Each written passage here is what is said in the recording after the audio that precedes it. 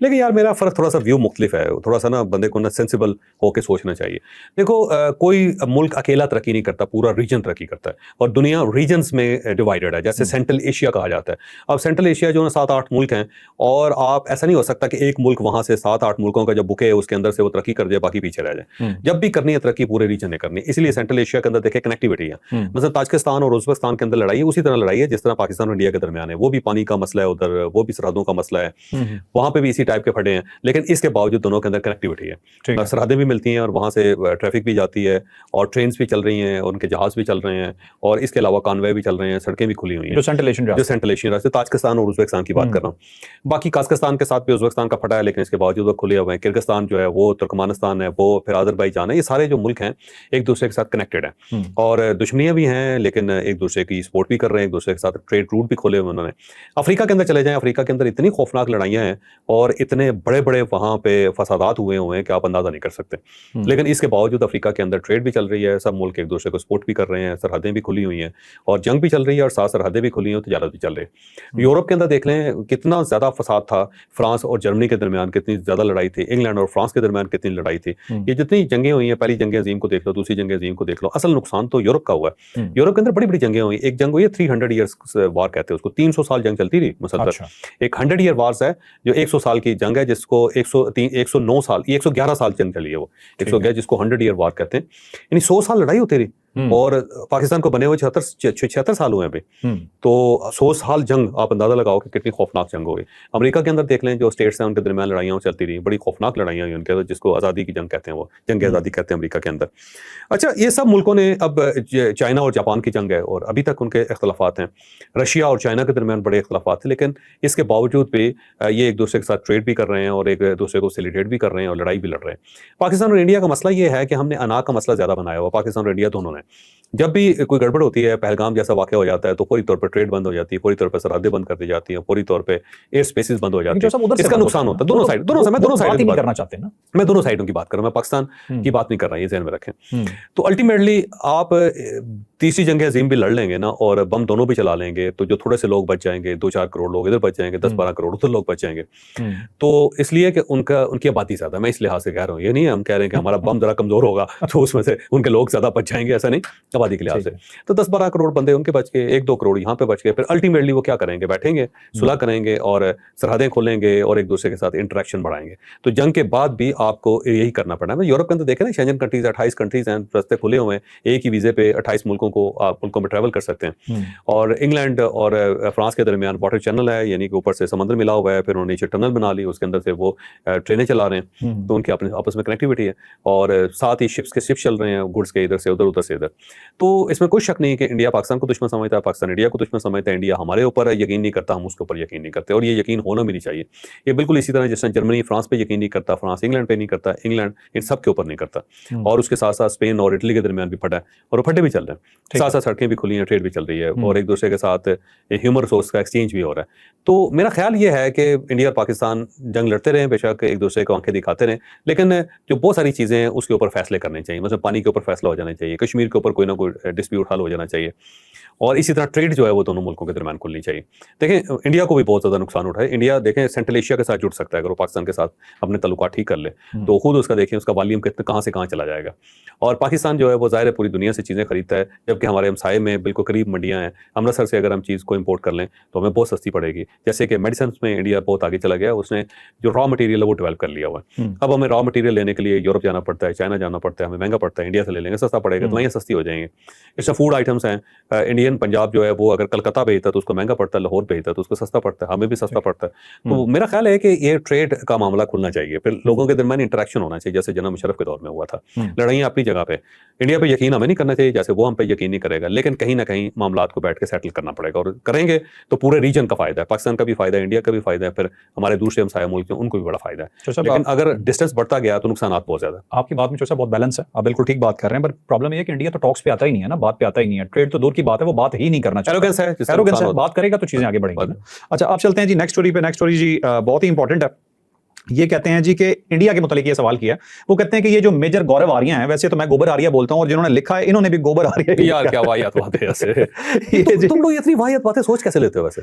यानी वो हरकतें करें वो वाहियात नहीं है, मेरा सोचना वाहियात है। यार ये नाम सही बोलना चाहिए वैसे, सीरियसली नाम सही बोलें, बाकी तनकीद करें आप उस पे। अच्छा चले, मैं माजरत चाहता हूँ जी, मेजर गोबर आर्या, सॉरी गौरव आर्या। यार वैसे अच्छा, ये मोहम्मद असलम साहब का सवाल है, वो कहते हैं जी इंडिया की हुकूमत को खराब करने में मेजर गोबर आर्या सॉरी गौरव आर्या जैसे यार तुम साफी ठीक हैं। हो सकते। वैसे तो ये साफी नहीं है, साबिक फौजी भी है, लेकिन आजकल साफत भी कर रहा है। तो आपको क्या लगता है कि ये जो इस तरह की साफत है, ये नहीं, ऐसे गौरव लोग होते आर्या या हैं, वो दूसरा, वो ऐसे जो लोग तो हर तेजाब जगह, गोस्वामी टाइप जो, ऐसे लोग तो हर जगह पे होते हैं ना, ये ड्रामेबाज लोग होते हैं, ये जैसे होता है ना मजमेबाज लोग होते हैं। आपने कभी बचपन में सुना होगा जिसमें वो कहते हैं कि ले जी डुगडुगी बजा के सब लोगों को इकट्ठा करके उन्होंने कहा जी बच्चे पीछे हो जाएं, औरतें दाएं बाएं हो जाएं, और उसके बाद जितने मर्द हैं जिनके मसाले वो आगे आ जाए। तो इस टाइप की डुगडुगी बाज होते हैं। तो ये डुगडुगी बाज दुनिया के हर कोने में होते हैं, पाकिस्तान के अंदर भी बहुत हैं, आप देख लें जो ऐसी डुगडुगी बजाते हैं। नहीं चौर साहब ऐसे ही नहीं बजा सकते जैसी डुगडुगी ये मेजर गौरव आर्या या तेजाब गोस्वामी बजाते हैं, वो अपने बस की वैसे बात आप नहीं। ना शहबाज गिल साहब की जो सलाहितें हैं उसके ऊपर एतमाद नहीं कर रहे आप। आपने मुझे लाजवाब कर दिया। आपको यकीन नहीं है उनकी सलाहितों पे शहबाज गिल साहब की। मैं भूल गया था, सीरियसली भूल गया था। शहबाज गिल साहब एक साइड पे, वो सारे 8-10 दूसरी साइड पे। आप यकीन करें शहबाज गिल साहब एक ऐसे मसाइल हैं जिसको हमने गलत जगह पे इस्तेमाल किया। मेरा ख्याल है अगर उसका रुख उस साइड पे हो जाता तो अकेला आदमी जो है ना 3 ज़बानों में, अंग्रेजी में, उर्दू में, पंजाबी में मत मार के रख देता इंडिया की। Multi talented. Multi talent. ठीक है ठीक है। नहीं तो आपको क्या लगता है कि जो उनके साफी हैं उन्होंने यरगमाल बनाया हुआ है हुकूमत को, या हुकूमत ही ऐसी है तो साफी ऐसी? असल में ना वहाँ पे शिद्दत पसंदी बहुत ज्यादा होगी। आरएसएस जब आई है ना तो उसको ऐसे लोग शूट करते हैं कि जो अंधाधुंध बोलते हो, जो ये कह देते हो कि जी सिखों को मार दें, जो ये कहते हो कि जी क्रिश्चियंस को मार दें, जो कहते हैं पारसियों को निकाल दें, जो कहते हो कि मुसलमानों से साफ कर दें इंडिया को। तो इस टाइप के जो चूरन है वो बिकना शुरू हो गया इंडिया में। जब आप शिद्दत पसंदी होगी ना जी, जैसे पाकिस्तान में भी एक वक्त था कि शिद्दत पसंदी आ गई थी और यहाँ पे मजहबी एलिमेंट बहुत ज़्यादा बढ़ गया था और सड़कों पर निकला हुआ था। और उस वक्त हमारे कुछ एंकर दोस्त हैं, उन्होंने उनको फैसिलिटेट करना शुरू कर दिया कि आला हज़रत से हमारी मुलाकात हुई तो आला हज़रत ने ये फरमाया। उससे फिर उनका टीआरपी इस तरह ऊपर गया और साथ साथ उनको क्लिक्स बड़े अच्छे मिले और उनकी व्यूअरशिप में बड़ा इजाफा हुआ। तो वो एक चूरन था जो पाकिस्तान के अंदर बिकता रहा, आज भी बिक सकता है। आप नाम लें, बहुत 5-7 लोगों का ऐसा शान करके ऊपर जाएगा क्योंकि उनकी कल्ट फॉलोइंग है। ठीक है। सेम इस तरह इंडिया के अंदर भी है। वो एक हिंदुता क्या कहते हैं, आपको भी नहीं आता। RSS। तो ये बेसिकली एक हिंदुइज्म जो है ना, वो कट्टर हिंदुइज्म, उसका ये शाखसाना है। तो जब वो चूरन बिकना शुरू हुआ तो नए नए लोग डेवलप हो गए और ये नए नए लोग हैं जो पाकिस्तान से नफरत को बेचते हैं, मुसलमानों के खिलाफ जो नफरत है उसको बेचते हैं, और जो आम पब्लिक का सेंटीमेंट है उसको वो कैश कर रहे हैं। ठीक है। तो इन लोगों को आप बहुत ज्यादा सीरियस ना लें। ये जो गोस्वामी साहब है ना, ऐसा लगता है स्क्रीन से बाहर आ जाएगा। यार बिल्कुल लगता है स्क्रीन से बाहर आ जाएगा बंदा। अच्छा, क्या चीज है चॉइस? तो वो वैसे बड़ा जबरदस्त एक्टर है, याद रखें। वो आप जर्नलिस्ट कह रहे हैं, उसको एक्टर है। हाँ, एक्टर वो है, लोगों के सही कह जज्बात से खेलता है और लोग उसके जज्बात में बहते हैं, लोग उसको अपना हीरो समझते हैं। और उसकी वजह यह है कि वो चीज़ बेच रहा है जो बिक रही है इंडिया के अंदर। इस तरह मेजर गौरव आर्या है, वो भी वो चीज़ बेच रहा है जो इंडिया के अंदर बिक रही है इस वक्त। वैसे सब इतनी मदद का गलत वर्ड यूज कर रहा हूँ कि इतनी बिगड़ती के लिए बड़ा हौसला चाहिए। ये बड़े कम लोगों में होता है, जो गौरव आर्या में और ये गोस्वामी जो टेलीविजन है ना, उसके बारे में जब ये बना था ना, इसको कहा गया था इडियट्स बॉक्स। इडियट बॉक्स, यहाँ पे इडियट बिकता है।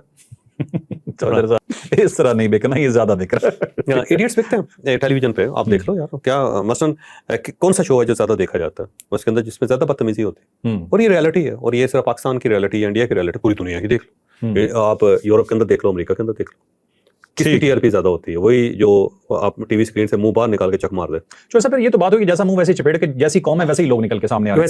वैसे आ रहे हैं, वो बिक रहा है, ये बिक रहा है, ये ज़हन में रखो, ये बिक रहा है, बिक रहा है, तभी चल रहा है, तभी चल रहा है। ठीक है, चलो। और ये जब तक बिकता रहेगा, नए मार्केट में लोग आते रहेंगे। आपको ये 3 कैरेक्टर नजर आए हैं, हो सकता है कल को 12 हो जाएंगे, क्योंकि उसकी मार्केट डेवलप हो गई। जैसे एक्शन मूवीज की एक मार्केट है ना, तो एक्शन मूवीज बन रही हैं। उससे पहले रोमांटिक फिल्मों का दौर था, तो रोमांटिक फिल्में बन रही थी। आजकल रोमांटिक फिल्में नहीं बन रही, क्योंकि उसकी वजह ये दौर आउट ऑफ फैशन हो गया हुआ है। तो आज आप तंग मोरी की पैंटे पहनते हैं, फैशन है। खुली मोरी वाली जो पैंटे, खुले खुले पैंचे होते थे, पतला धोती पहनी हुई, बेल बटन, उसका वो दौर था, तो वो पहनी जा रही थी। तो बिल्कुल इसी तरह ये फैशन है। तो ये फैशन अमेरिका के अंदर भी है इस वक्त, ये फैशन यूरोप के अंदर भी है इस वक्त, ये एक दौर है, इस दौर में ये फैशन पाकिस्तान के अंदर भी है।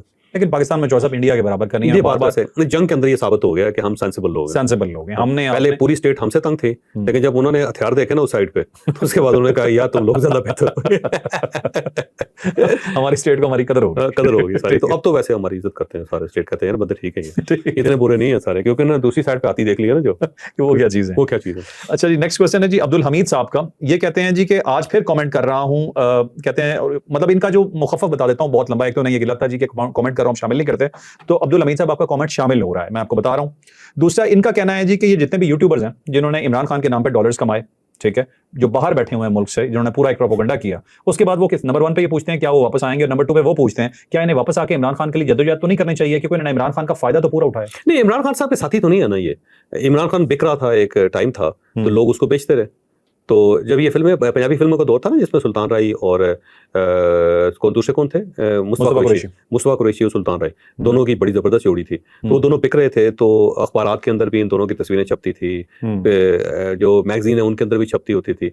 बल्कि मुस्तफा कुरैशी के नाम से सपारी आ गई, जो ये होते हैं सपारियाँ खाने वाली होती हैं, और मुस्तफा कुरैशी जो हैं वो सुल्तान राय की सपारी आ गई, मुस्तफा कुरैशी की जलेबियाँ बिकनी शुरू हो गई।